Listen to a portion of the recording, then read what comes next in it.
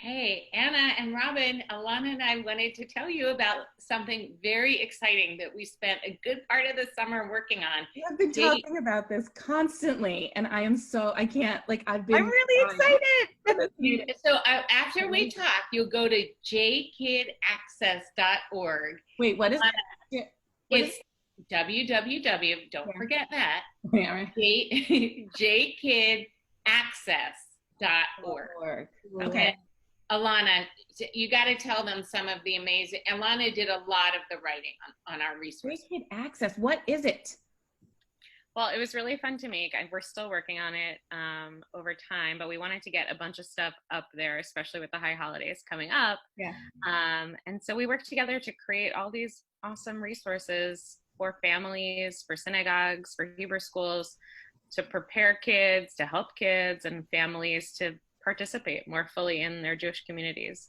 So a lot of the kids that Alana and I work with through Whole Community Inclusion are kids with cognitive and learning disabilities.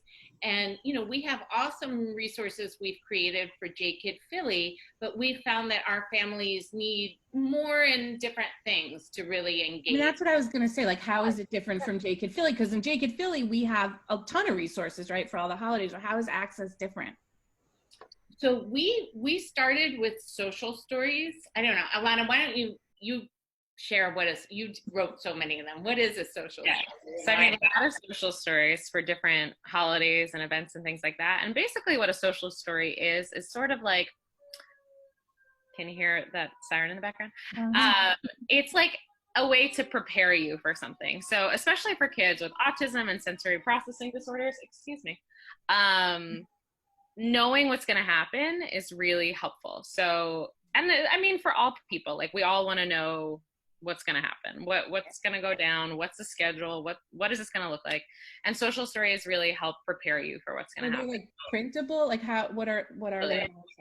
Totally. So they look like PowerPoints usually. You can download them and look at them and print them and laminate them. You could actually, in the case of my son who has autism and an intellectual disability, he loves pictures of himself and social stories.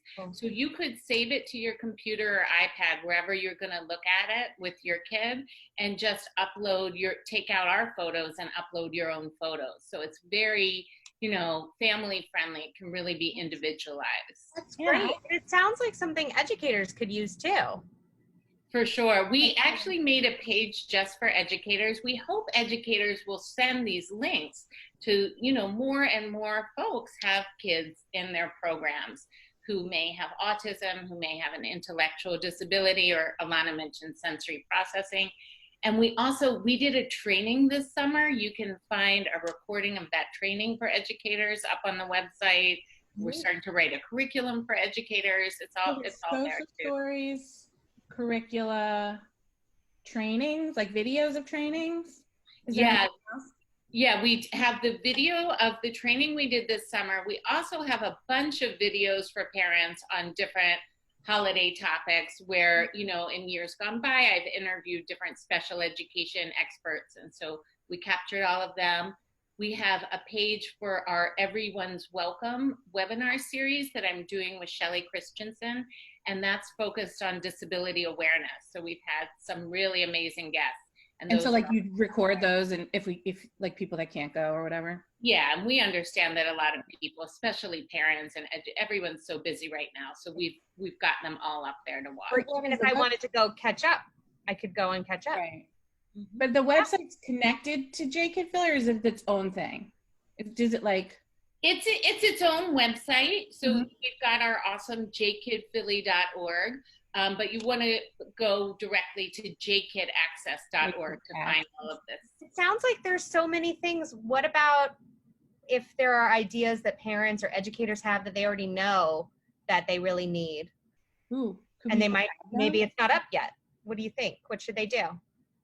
I mean, it's a work in progress. So if there's something, we wanted to get a bunch of stuff up there. So when it's ready, there's stuff to look at and videos and all kinds of stuff. But if there's something that an educator or a parent thinks would be helpful, they can get in touch with us and we're happy to work on that. It's And there's definitely like a link on the website for We'll, that. we'll give you a little teaser. Yes, and our contact information's on the website. Okay, good. One project, so Alana's been studying ASL, American Sign Language, and we just connected with this amazing woman, Rabbi Rebecca Dubois, who happens to be the first female deaf rabbi.